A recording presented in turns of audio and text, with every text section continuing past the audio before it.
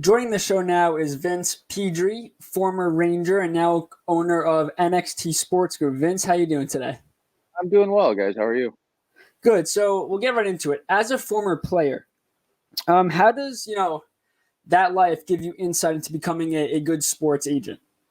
Yeah, so it all kind of happened organically. So when I retired, I had started working for my old agent, and my job at the time was to kind of go out and stay in touch with guys I'd played with to see if they'd have interest in switching agents, and I kind of found a little niche in that, and in the process of making a few calls, I had called my business partner now actually and see if he'd have any interest, and he brought up the idea of starting our own, and one thing kind of led to another, and here we are.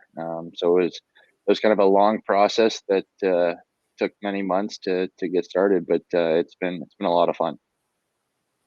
That's awesome to hear, and we're going to talk about later on. That player agent connection is always vital, and I'm sure that definitely helps. But going back to your playing days, now you played at Penn State. Penn State's obviously a huge school known for their athletic program. So, what was it like being part of that program, and any good stories that you got from your time there? Yeah, I mean, it was unbelievable. I think I knew I wanted to commit there before even visiting campus, and once I got on campus, it was a no-brainer. So, I mean, everything that they have to offer between the academics and the athletics and the facilities, like it was unbelievable. Some of my best memories were there, and I'd go back in the summers to train there even after I had been playing pro, and so I was a little bit older running around with the younger guys, but it was a lot of fun. So when did it hit you as a pro athlete that maybe it was time to think about life after playing? Yeah, so I mean, I was somewhat realistic with myself, right? Like I was going into my third year in the American League, and I was on an American League deal. And I just I felt like my window to become an established NHL player had passed, and I didn't want to be, I guess, the guy who played 10 or 15 years in the American League, and not that there's anything wrong with that. A lot of guys do that; they make a great living. But I left a school like Penn State that has great academics to play in the NHL, and that just I don't know if that wasn't in the cards for me or not, but nonetheless, I wanted to retire and finish my degree, and kind of start the next chapter of life at 26 rather than 36. Yeah, I completely understand that. Did you actually go back and finish your degree while you were playing, or is that something you did post-career? So a couple different things. Like when I left after my sophomore year. So I didn't take any classes for about a year and a half. And then I started taking some classes online while I was playing. And then, like I said, I'd go back in the summer and take a summer class or two. And I've been taking classes since. So after this semester, I'll have 22 credits left. Awesome. And then I'll be graduated. But, my original plan actually was I was actually going to go back to Penn State last year and be a volunteer assistant coach and finish my degree in person, which would have been terrific. But complications with COVID and not having a ton of access to the team and not looking, what the season was going to look like if there was even going to be one. It made sense for me to stay at home and start start working full time, and that's where it's at. Yeah, you're talking to two kids here who our senior years were cut short last year too because of COVID. So definitely something that has impacted a lot of college kids, people going back career-wise and all that stuff. But, switching back to the AHL now, you played in Hartford for a little bit. Any memorable teammates that you played with or memorable moments in the AHL? Oh man, a ton. Like a lot of good guys. That's the one thing that I really enjoy about the game is that you meet a lot of great people. But guys like Neil Pionk and Vinny Lettieri and Matt Bolesky, those guys had a big influence on me. I still talk to Gabriel Fontaine and John Gilmore and Stephen Fogarty pretty regularly. Boo Nieves. It's one of those things that you may not speak to them for 5 or 6 months, but then you pick up the phone and catch up, and you haven't missed a beat. So, looking at your sport agency, you guys put a lot of focus on mental health and sports psychology. Was this something that was a personal thing for you guys, or are you just looking at the grand scheme of things in the NHL, especially with Leonard coming out and talking about it, just the importance of being, responsible as an agent for your players' well-being mentally? Right. It wasn't something that we tried to do, I guess, from a marketing perspective or anything. It's just the fact that it's needed now. I think a lot of guys are afraid to talk about their problems. So the first person we had partnered with was a woman named Melinda Harrison. And her main job is helping retired athletes transition out of hockey. So we felt like, my partner and I are getting a little bit older, and, we know some guys that are going to retire soon. So Melinda's job is then to help them find what's going to be next for them in life. And once we had Melinda on board, we thought about how do we take the next step with it. So then we brought on Jared Spencer, who's a sports psychologist, and he's terrific. So we have Jared dealing with our amateur guys and our professional guys dealing with things like how do I handle being scratched? How do I handle, not playing a lot? How do I handle being traded? So it made sense to, have those pieces together. And then obviously now it's becoming, more and more in the media. And, I think it's just something a little bit different that we have to offer. No, I completely agree. And I was looking online and it's, very successful. I love the website. Really, I watched the video that you guys have up there and it really shows exactly what you two are about, what your program's about. So well done with that. The other thing I wanted to add to was, you transitioned out of hockey and went into this, and you just talked about having a path after hockey. Do you think that a lot of players after hockey don't really think too much about their future and it's come back to, bite them? And if they had that more support there, things would be a lot better? Yeah, I mean, I think it's definitely that something you don't think about when you're playing, because when you're playing, you think that you're going to end up playing 10 or 15 years in the NHL and make millions of dollars. And whether you do or whether you don't, you need to find something after hockey that's going to provide you with a purpose. You can't just go on vacation for the next 30 years or whatever it is. As nice as that sounds, but I think I've seen a lot of guys that will retire, and guys that have won Stanley Cups, and they struggle with trying to find something to do after hockey. And I think this is something that we can help with, and try to help guys that are going to retire soon. Definitely. And you talk about the evolution of, a player going from playing career to post-playing career, but there's also an evolution while you're playing, and the game is continuously evolving. So I just wanted to get, your take on, over the course of your career, how has the game changed? I know from a casual fan standpoint, the main focus is fighting, how it's decreasing, kind of actually a little bit of an uptick this year, but just speed-wise, skill-wise, how has the game evolved over the course of your career? I mean, it's definitely been a lot different. The guys now will take maybe 3 weeks off after the season, and then they start training again. And once a handful of guys do that, then everyone has to do it, because those guys are going to be that much better. And when you're talking about your job security, your financial security, you have to do whatever you can to make sure that you're still collecting the check and putting food on your own table. And the game has definitely changed. Like, it's become a lot faster and a lot quicker, and guys are bigger and stronger now.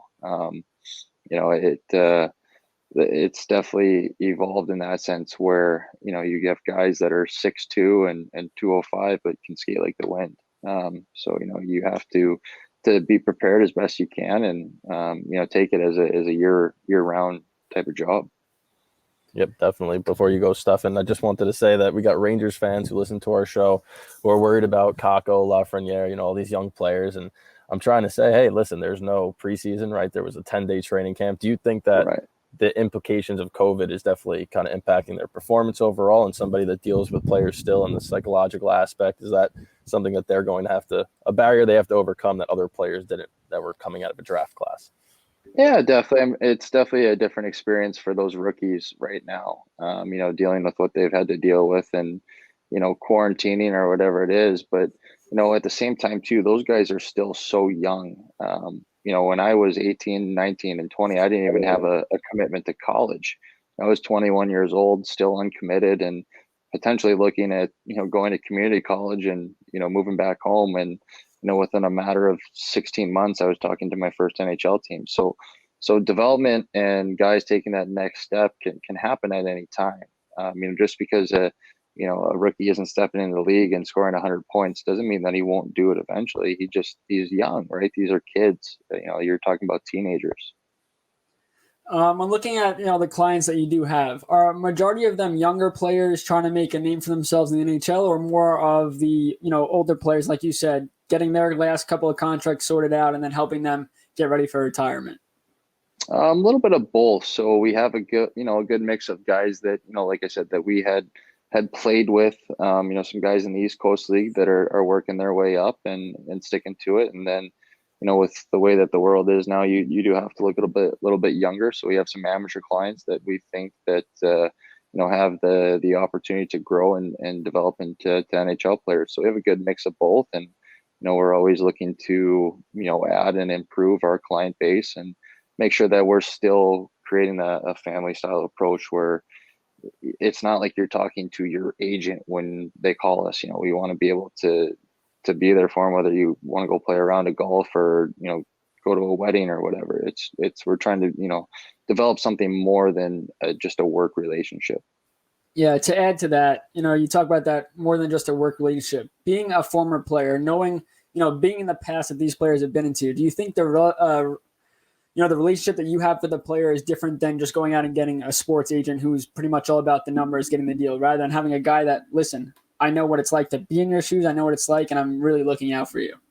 Yeah, I think that's what makes us a little bit different is, between my business partner and I, we've had, very highs in our careers and very lows in our careers. And we understand what it's like to be traded or to be released or to go through a hard time. And we understand what it's like to, accomplish a goal and then be striving for what's the next step.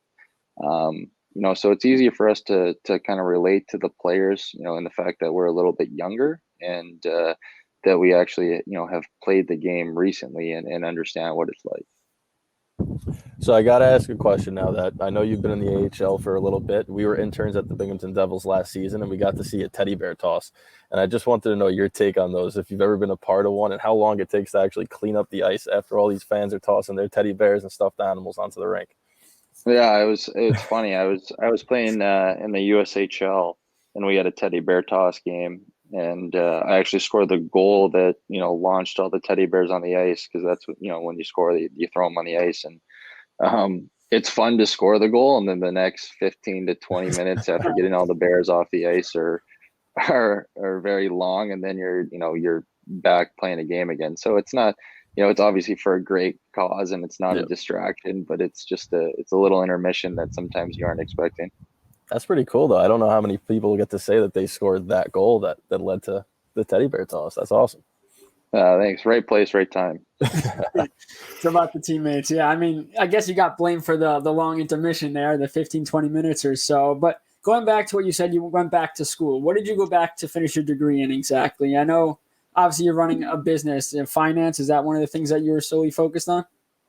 No. So I'm a communications major, and we have, great financial partners with with our agency. But I'm a communications major, and 22 credits away from finally graduating and getting to wear a cap and gown for the first time. So I'm looking forward to it.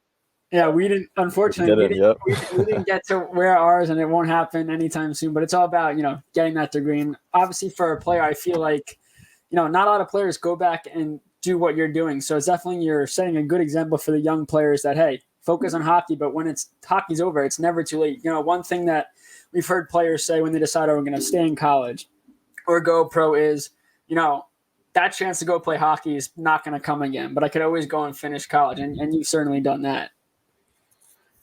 Yeah, I mean, it was definitely, a really hard choice. And, hindsight's 2020. I probably wish I would have stayed one more year and, I had been another year closer to graduation. But, nonetheless, I can't say enough good things about the university. They've allowed me a lot of flexibility when it comes to take classes and finishing my degree. And, In that sense, I'm forever grateful to Penn State and what they've allowed me to do. But you're right. When you've worked your whole life to potentially play in the NHL, and when you have that opportunity, you have to take it. So it's one of those things that you just got to try. The last thing for me, before I let Brendan finish it off, is you talk about wanting to go back and be an assistant coach at Penn State. Is coaching something you're thinking about in your future when the world opens up again, or are you thinking more of, I'm just going to stay and work on this agency stuff? So yeah, that was the interesting thing when I retired, because I had a few different avenues that I could have gone down. And I like to keep my doors open. So right now I coach a 15U AAA hockey team here local. And I also run the agency, and if coaching is in my cards, then that opportunity will present itself. But I'm definitely banking on the agency for a long-term plan, and that's my goal. That's my passion right now, and I intend on it being that way. But nonetheless, you obviously don't want to close any doors that may be open for you. So the last question that I got is, I know that we all talk about these off-season, signings, free agent signings, trades, all these good things that go on. But being an agent, I'm sure you have more insight on that process. So how tough is it to get a contract done? What's the negotiation process like, and just how into it do the two sides get? It's very different based on the client that you have, and what they're asking for, right? If you're a big time guy that's asking for a lot of money, then you might go back and forth. If you look at the Anthony Duclair situation this summer, where he ended up representing himself and maybe took a little bit less money than he was expecting, and it is what it is. But at the end of the day, it's just finding somewhere in the middle where your client's going to be happy. You've listened to him, you've gotten his requests, and you've put the best possible contract on the table for him. And try to get him everything that he wants without, stepping on too many GM's toes. So it's definitely an interesting process, and sometimes a very long one and stressful one, but it's very rewarding at the end of the day when you see your guy, finally sign that contract, and you feel pretty good. Well, thank you, Vince, for joining us. We really do appreciate the time, and good luck on your agency and whatever else you have in store in the future. Yeah, thank you guys for having me anytime.